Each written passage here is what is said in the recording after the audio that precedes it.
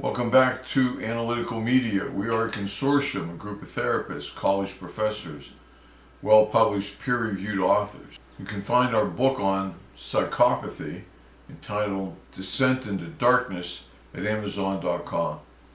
The book analyzes the murder of Travis Alexander by Jodi Arias from the perspective of psychopathy. That book has been out for, I would say, 5 or 6 years. I don't remember, though I had a lot to do with writing it.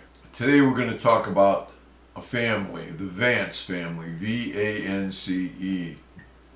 And specifically, two Vance sisters, Rebecca and Christine Vance.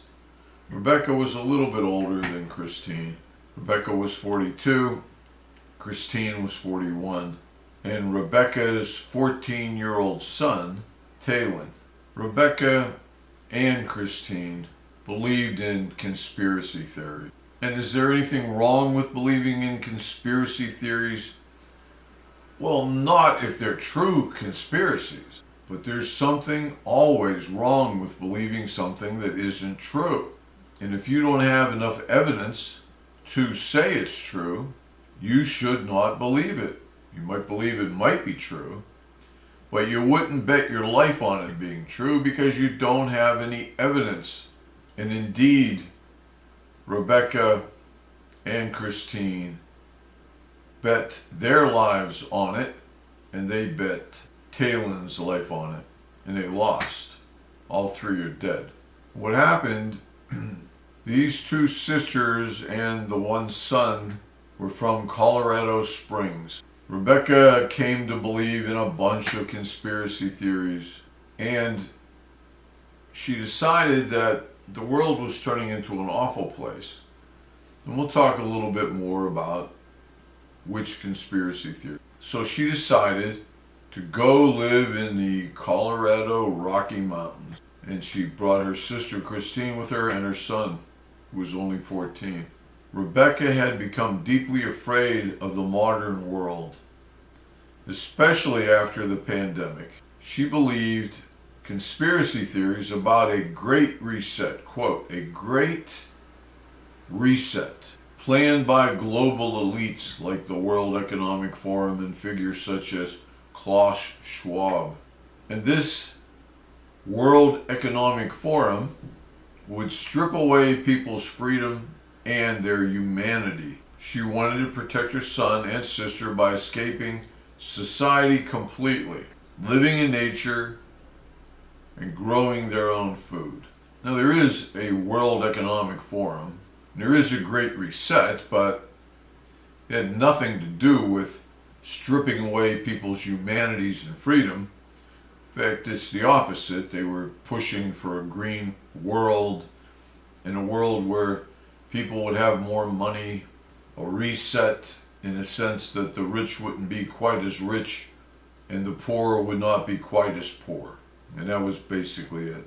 Family members begged them not to go. They offered safer alternatives like staying in an RV. They didn't, by the way, stay in a cabin or an RV. They stayed in tents that they got from Walmart. I think the most expensive one was $60. And they were spending winters in these tents. They had no wilderness experience. Their families warned them about that. The younger sister, Christine, initially thought the idea was crazy, but joined to help them survive. However, she too believed in those conspiracies, perhaps not as soundly as the others did, but she did believe in them. The three Vances relied only on YouTube videos for their knowledge of how to do this, survival books, and basic camping gear. They hiked into a remote spot near Gold Creek Campground in Gunnison National Forest in late summer 2022 and planned to stay through the winter with no hunting or foraging skills, with inadequate food and shelter, and harsh mountain conditions. They starved and froze to death. likely over the first winter, that of 2022. Their badly decomposed bodies were found by a hiker in July 2023 inside and near their small tent. Autopsies confirmed they died from malnutrition and hypothermia. So, I guess they weren't as prepared to stay in the wilderness, and the autopsies proved that they weren't killed by a bear or shot by some hunter. They died of malnutrition and the cold, hypothermia. Rebecca's decision to go off-grid was deeply rooted in conspiracy theories that escalated during the pandemic. While initial reports from a stepsister, Travalia, downplayed this as a general fear of the world, deeper investigation revealed a spiral into specific paranoid beliefs about global control, technology, and societal collapse. And you are all very well familiar with those conspiracy theories. Christine joined partly out of loyalty, but was influenced by Rebecca's views. And here's what they believed. Global elites and population control. Rebecca believed the cabal of global elites engineered the pandemic. And why wouldn't they? Think about it. You sit around, you think, well, let's just kill millions of people. What do you say? It'll work out for us. And so as rich elites, they do whatever they want. And they decide to kill millions of people. What the hell? You know, every time millions of people die, rich people get richer, right?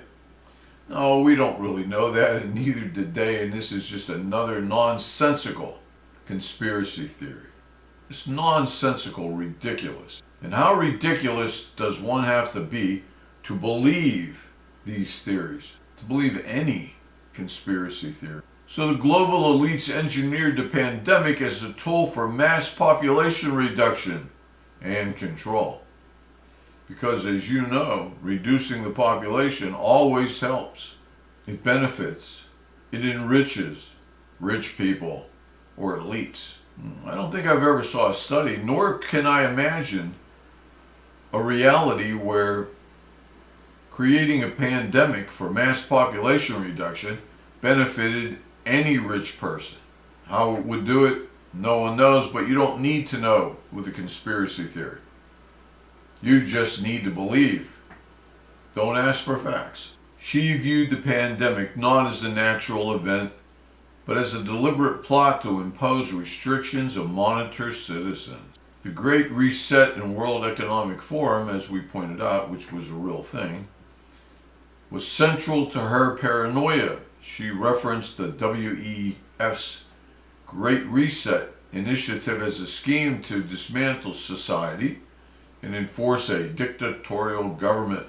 Now, some would say right now we have a dictatorial government, but for those who deny it, or at least someone trying to be a dictator, hoping to be a dictator, for those people who deny that, we have a dictatorial government right now, hiding in the woods in Colorado. How is that going to change it?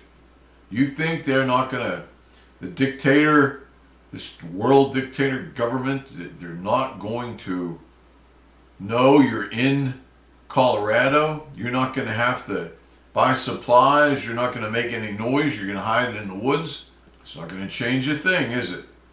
If right now the world became run by a world dictator, it wouldn't help you or hurt you to be in the woods of Colorado.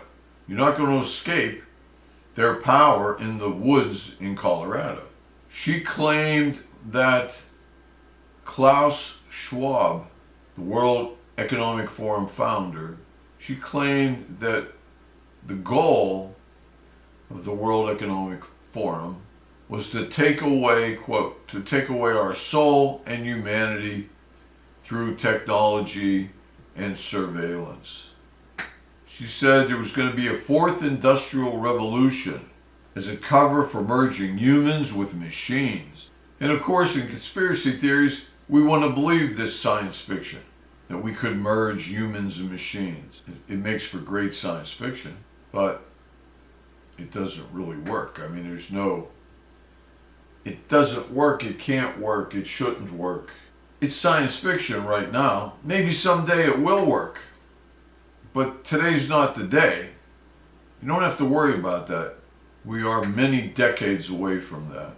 And after all, as you look for these wonderful, magnificent things to come, thanks to modern science, the combination of a human being with a machine, pretty complicated. Think we can do that when we can't cure cancer? There's your mother, she's got colon cancer. She's gonna die. Hopefully not. Hopefully they caught it early enough and they can cut it out and throw it away, because that's the best treatment for cancer. Cut it out and throw it away. Not much has improved in 50 years. Some stuff has improved. It has gotten a little better, but just a little. And if you can't cure cancer, do you really think we can combine man and machine? Can't cure cancer, but we can make half man, half robot. Well, I'd be willing to bet you money not in our lifetimes. And in this fourth industrial revolution, not only would we be making man and machine, we would be eroding personal freedoms and enabling total elite dominance. She texted contacts. These were texts that she sent out. I know I probably sound like a conspiracy theorist, but there are insane plots that take away our soul and humanity. If you've never heard about the Great Reset, then please look up Klaus Schwab and their agenda. Vaccinations and technologies. Fears, intense distrust of vaccines, viewing them as part of the control mechanism. She also feared broader technology like microchipping people, tracking people. This led her to ban social media for Talon and isolate the family. So she banned social media, but through her beliefs, she froze her son to death, as well as her sister. Maybe social media would have been better than freezing to death.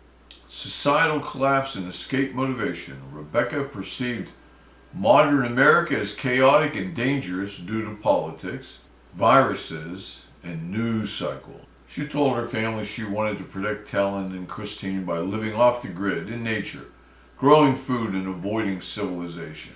But it's pretty hard to avoid civilization, no matter where you are. In the middle of a national forest, you're likely to come across other people. There'll be roads all through that national forest. There'll be game wardens. She mentioned moving to West Virginia for safety, but chose the wilderness of Colorado instead. Influence and escalation. Theories intensified post-pandemic. Rebecca urged relatives to research these ideas. There was no evidence of formal QAnon affiliation, but themes overlapped. Elite cabals. Family noted a change in Rebecca. The fear definitely overwhelmed her. Now let's see how safe they were in this deep wilderness in Colorado. She probably picked some mountains with valleys that were deep and protected by rock ledges so that they couldn't be seen even by satellites. She probably enforced the idea of complete isolation. Did she do this? No. Her goal was complete isolation deep in the wilderness. But approximately 350 feet down the road, now that's just a little bit longer than a football field. One football field. 350 feet down the road was the Gold Creek Campground. This came from the initial coroner statements, cited in multiple sources. And about 1,000 feet from the campground, that's less than a quarter mile. Less than a quarter mile. It's about 5 city blocks or less. Was another campground or a trail path leading to another campground.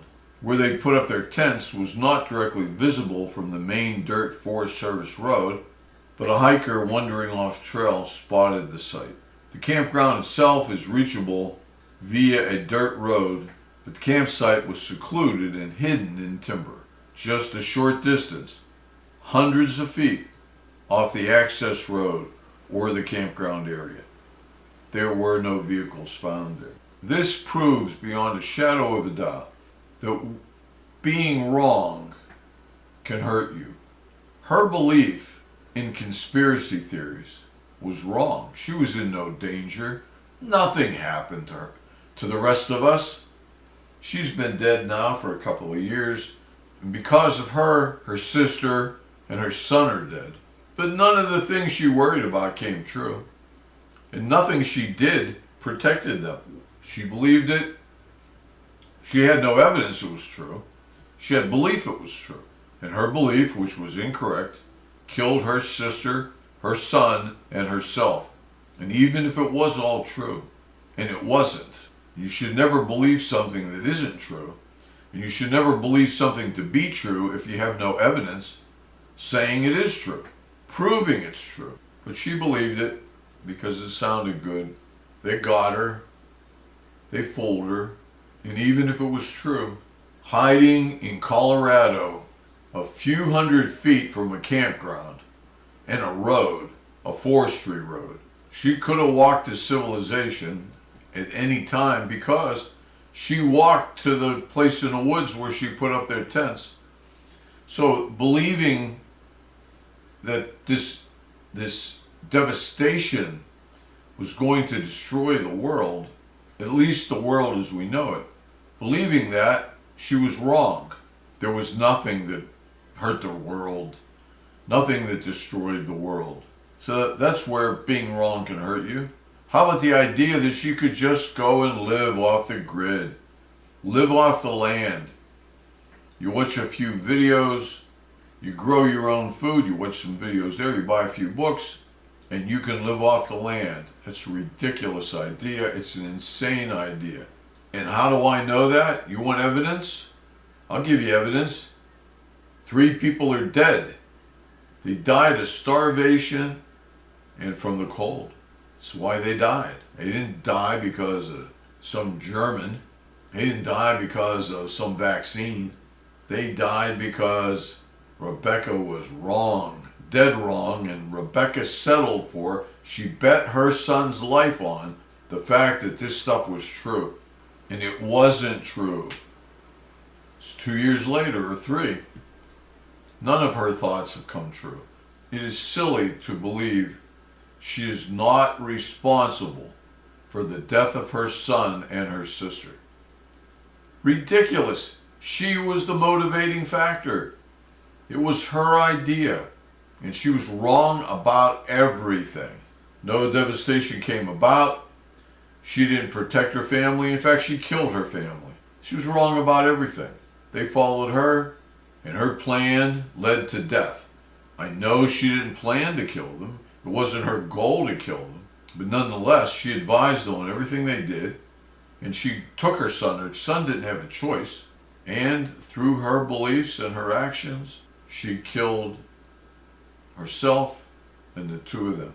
You know, if you think you planned your skydiving trip correctly, if you think that you packed the parachute correctly, and if you're right, things should go pretty well. But if you packed that parachute incorrectly, even though you sincerely believe you packed it correctly, I mean, you watched all the videos on YouTube, you read a couple of books, makes sense, so you think you've packed it correctly. Well, if you're right, it's pretty good. Good outcome. Probably going to survive. But if you're wrong and you packed that chute incorrectly, you're dead. It doesn't matter how much you believe you did it right or how much research you did. If you made a mistake and they find you dead, smashed like a bug, and they take apart the parachute, they investigate, they say, oh, he packed this incorrectly, or she did. We know why you died. The chute didn't open because you packed it incorrectly. You were wrong. It's the most important thing perhaps this channel could ever teach you. You need to be right in life. It matters very much what you believe, and it matters completely what's true and not true. And the other people that should be condemned here, I mean, Rebecca and her sister were both adults, 141, 142. I don't believe we can blame Talon, because he's only 14 when he died. He was too young, and you need a responsible adult. So we can blame the two of them, but we can't blame a 14-year-old kid. The other people we can blame are the irresponsible people who spread conspiracy theories. The imbeciles who claim that they know everything and who spread these theories, who go onto forums and talk about these conspiracies, who encourage people to believe these conspiracies, and all the people that talk about microchipping individuals and this global elite. Those people also are guilty of the murder of Rebecca, Christine, and Talon. Too late to help them, but not too late for you to realize you need to be right. You can't believe things that aren't real. And if there's no evidence, you can't believe it. You cannot believe it. You gotta have some evidence. Say, well, here's some evidence. It doesn't prove it, but some evidence. Well, check it out the best you can. Ask people, especially people who disagree with you. And use your own intellect, your intelligence. Use what God gave you to figure out what's real and what's not real. And perhaps you won't end up dead in the woods with nothing to eat, no heat, and just rot away. The world is a dangerous place. And there are lots of people who are out there to hurt you, believe me. They will steal from you. They will kill you to gain something. It is an ugly world out there. It truly is. There are good people in that world, absolutely. Very good people. But they're mixed in with people who would kill you or would steal your very last dime, swindle you out of everything you have, take your home, leave your kids with no place to live. Sadly, that's true. But you can help by not believing everything you're told or everything you read on a forum or the stuff your friend tells you after he's had 4 beers. It's up to you. Hopefully this has helped you. Hopefully analytical media has helped you bring a little insight into this stuff, show you the world in a better way, a more crisp, clear, insightful way. And we're not trying to convince you. We're just trying to ask you to think for yourself and make sure you get evidence. Hopefully everything's gone well for you and your family, people you love. Hopefully it will continue to do well. Take care, and we hope we will see you as a subscriber. Hope you will share this video. We hope you will like the video, because that's the only way. If we helped you, the only way you can help somebody else is by doing what I said. Subscribe. Do something to influence the algorithm that YouTube has so it will send this out to more people. Okay, good luck. See you in the future. Godspeed.